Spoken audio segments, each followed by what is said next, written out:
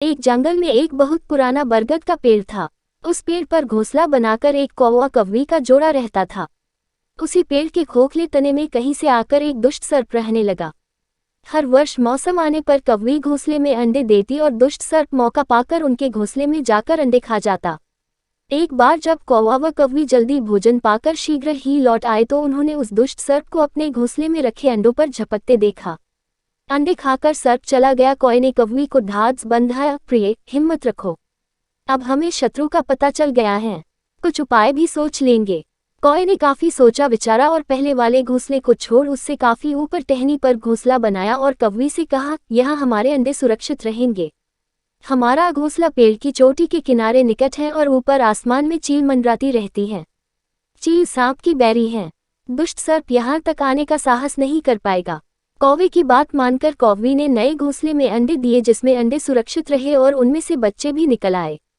उधर सर्प उनका घोंसला खाली देखकर यह समझा कि उसके डर से कौवा कौवी शायद वहां से चले गए हैं, पर दुष्ट सर्प टोह लेता रहता था। उसने देखा कि कौवा कौवी उसी पेड़ से उड़ते हैं और लौटते भी वहीं हैं। उसे यह समझते देर नहीं लगी कि उन्होंने नया घोंसला उसी पेड़ पर ऊपर बना रखा है। एक दिन सर्प खो से निकला और उसने कौवा का नया घोंसला खोज लिया। घोंसले में कौवा दंपति के 3 नवजात शिशु थे।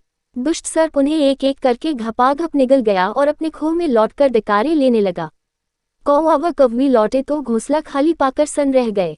घोंसले में हुई टूट फूट व नन्हे कौवे के कोमल पंख बिखरे देखकर वह सारा माजरा समझ गए। कौवी की छाती तो दुख से फटने लगी।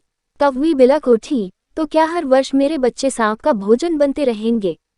कौवा बोला, नहीं, यह माना कि हमारे सामने विकट समस्या है, पर यहाँ से भागना ही उसका हल नहीं है।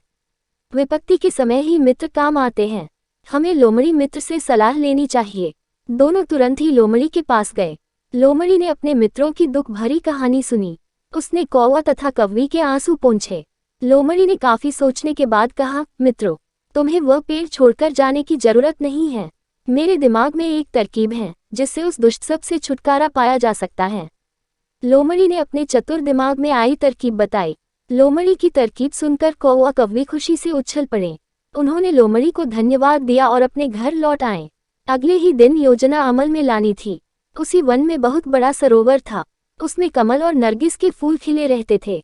हर मंगलवार को उस प्रदेश की राजकुमारी अपनी सहेलियों के साथ वहां जल क्रीड़ा करने आती थी। उनके साथ अंगरक्षक तथा सैनिक भी आते थे।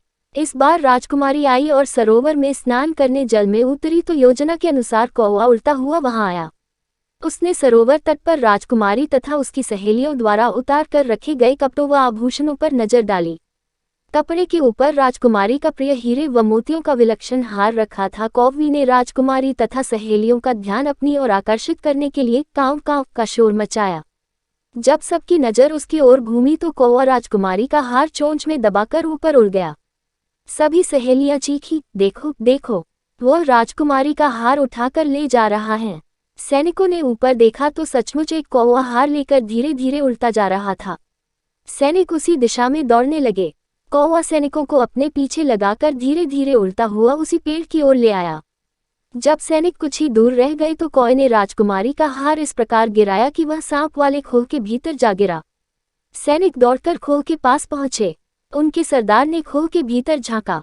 उसने वहां हार और उसके पास में ही एक काले सर्प को कुंडली मारे देखा। वह चिल्लाया, पीछे हटो, अंदर एक नाग है। सरदार ने खोह के भीतर भाला मारा। सर्प घायल हुआ और फुफकारता हुआ बाहर निकला।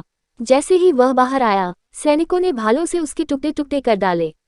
सीख, सूझबूझ का उपयोग कर हम बड़ी से बड़ी ताकत और दुश्मन को हरा सकते हैं। बुद्धि का प्रयोग करके हर संकट का हल निकाला जा सकता है।